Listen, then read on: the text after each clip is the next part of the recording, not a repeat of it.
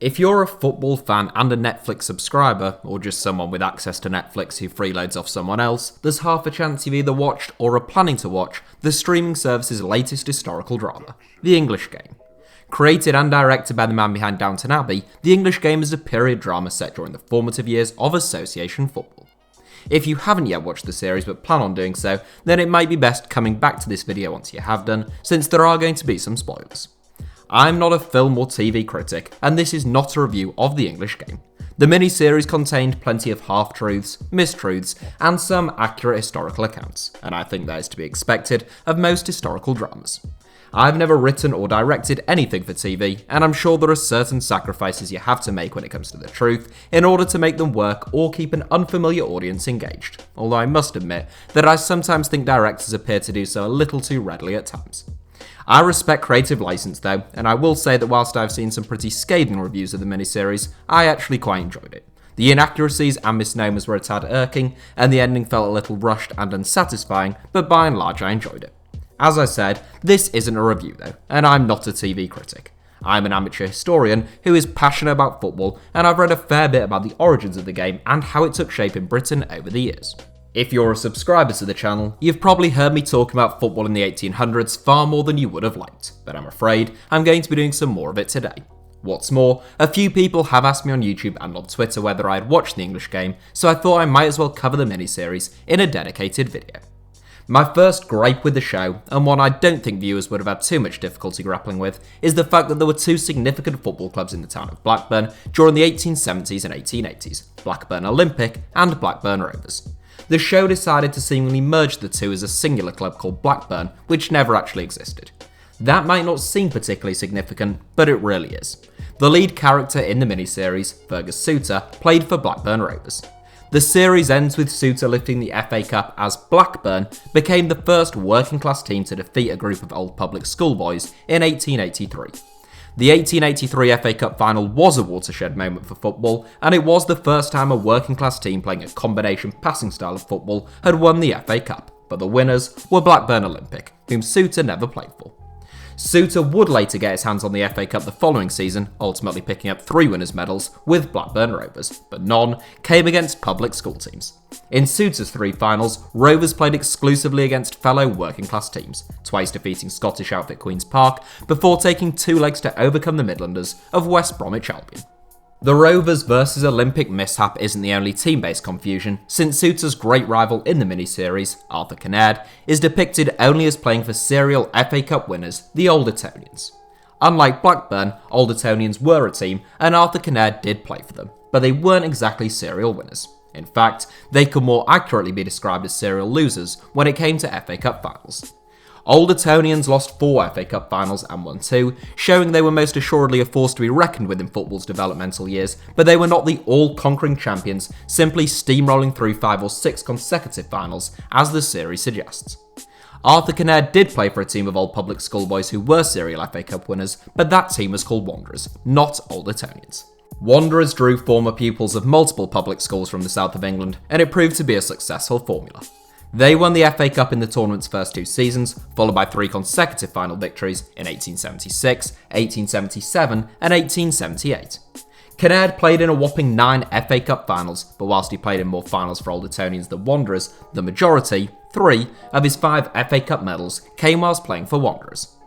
Perhaps the most mysterious and misrepresented character in the entire miniseries, though, is Fergus Suter's trusty Scottish sidekick Jimmy Love. The very lovable Love is shown as being a loyal friend to Suter who followed him to Darwin like a lapdog and was let down by Suter's move to Blackburn. In truth, Love actually joined Darwin before Suter and was quite possibly the world's first professional footballer, but more on that later. One man who wasn't mentioned in the series, as far as I noticed at least, was William Kirkham. A Darwin native, Kirkham moved to Scotland for work, helping found Partick Football Club before returning to Darwin and turning out for Darwin Football and Cricket Club. Kirkham was the link between football in Partick and in Lancashire, and whilst Partick never achieved much in the Scottish game, they had a huge influence on the development of the sport in England. While Suter and Love are portrayed as the sole Scottish imports to the English game in, well, the English game, the truth is that there were a string of Partick players who turned out for Darwin. Between 1876 and 1880, Partick played 10 games against Lancashire clubs, including 5 against Darwin. At least 5 Partick players went on to play for Darwin, Suter and Love making up 2 of them, and others joined other Lancashire sides. Back to Love specifically, it is not true that he followed Suter to Darwin, and there's good reason to believe Suter keenly followed him rather than Darwin fiercely headhunting the professorial fullback. Love came from a poor family in Glasgow and is believed to have landed himself in financial trouble in his late teens. Owing money around town, he was summoned to bankruptcy court, and when he twice failed to show up, a warrant was put out for his arrest. They weren't going to find Jimmy Love in Glasgow though, since the 20-year-old had run away to Darwin. He became the first Partick player to join Darwin, but the move would be short-lived. Following a bright start, Love stopped playing for the club after just 12 months, followed by a solitary appearance for each of Blackburn Rovers and Haslingden. In the English game, Love is depicted as controversially following Suter to Blackburn, where he suffered a career-ending leg break by virtue of a violent lunge from Darwin star Tommy Marshall. Without hopefully going off on too much of a tangent, I think it's worth pointing out that Thomas, or Tommy Marshall, was a real person who did play for Darwin, also winning 2 caps for England, and unlike Love and Suter, he did work in a cotton mill, as he was depicted as doing in the miniseries. There is no reason to believe, however, that he ended Jimmy Love's playing days prematurely. Quite why Love stopped playing football so young is unknown, but it seems unlikely that it was due to a lack of physical fitness since he left Lancashire to join the Royal Marines. While Suter spent the rest of his life in the county, Love departed after a little more than 12 months. He joined the Marines in 1880, and by 1881, he had been promoted to corporal. It was in 1882, during the British conquest of Egypt, that Love fell ill with a fever and died at the tender age of 24. His death went unrecognised in both England and Scotland, and there are no known surviving images of perhaps the world's first professional of the world's most popular sport. Neither Love nor Suter were cotton mill workers. Suter was a stonemason, but whilst he worked sporadically as a stonemason shortly after moving to Darwin, he soon focused solely on football. The likes of Jimmy Lang and Archie Hunter are other names who have been thrown into the hat when discussing the world's first professional in the game of football, and in truth, we will never likely know the real answer. Since professionalism was prohibited, payments were underhand and rarely recorded. Lang, for example, was paid on account of him working for a family business whilst playing for the Wednesday, but accounts suggest he did little more than read the paper whilst at work. When looking back on his career in 1902, Fergus Suter pointed out that he didn't actually have a formally agreed wage at all, but would simply approach the club treasurer as and when, who would hand him, say, a £10 note, not an insignificant amount of money at the time. That of course confirms that Suter was indeed a professional, but it shows how murky situations were and why there is no definitive answer to who was the first footballer to be paid beyond their simple matchday expenses. Suter had a big impact at Darwin, inspiring the club to an FA Cup quarter-final, which made them the first working-class mill team to reach that stage of the competition. The following season, whilst Love departed, Suter was appointed club captain. However, after just 2 years at Darwin, Suter was tempted into a move to Blackburn Rovers.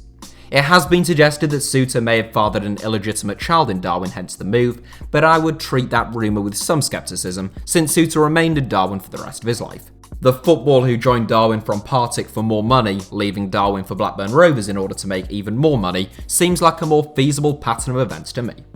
In 1882, the year Jimmy Love died, Suter reached an FA Cup final with Rovers, but they were beaten by Arthur Kinnaird's Old Etonians.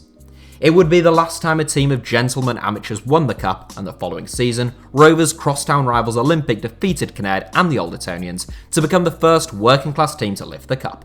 Suter, to reiterate, did not play for that team, but his Rovers team did subsequently lift 3 FA Cup trophies.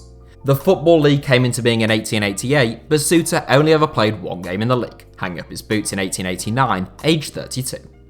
There are other inaccuracies present in the miniseries, such as the love triangle involving both Suter and his chairman at Blackburn, his abusive father, and the idea that Suter moved to Blackburn in order to fund his family moving to Lancashire to avoid his dad. There's also the fact that the erroneous Blackburn team, who appeared to be both Olympic and Rovers all at once, play in claret. This was an odd piece of creative license since both Blackburn clubs played in blue, whilst claret is the colour of Blackburn Rovers' rivals Burnley.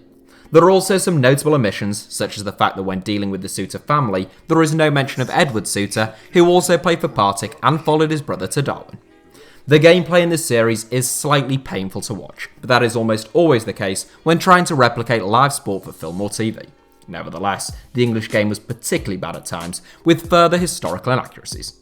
If we gloss over the fact that the goalkeepers would have been more useful if they had been replaced by a stale loaf of bread, and the instance in which Suter fires the ball 15 feet into the side of a hedge before remarking that Jimmy would have got that. Jimmy, for the record, was 5 foot 6.5 inches tall, not 27 foot tall, so most assuredly would not have got that, but skipping over those little bits of silliness, it was unusual to hear a player demanding that the referee award a free kick before referees were invented, and goalposts at least a decade before they came into existence.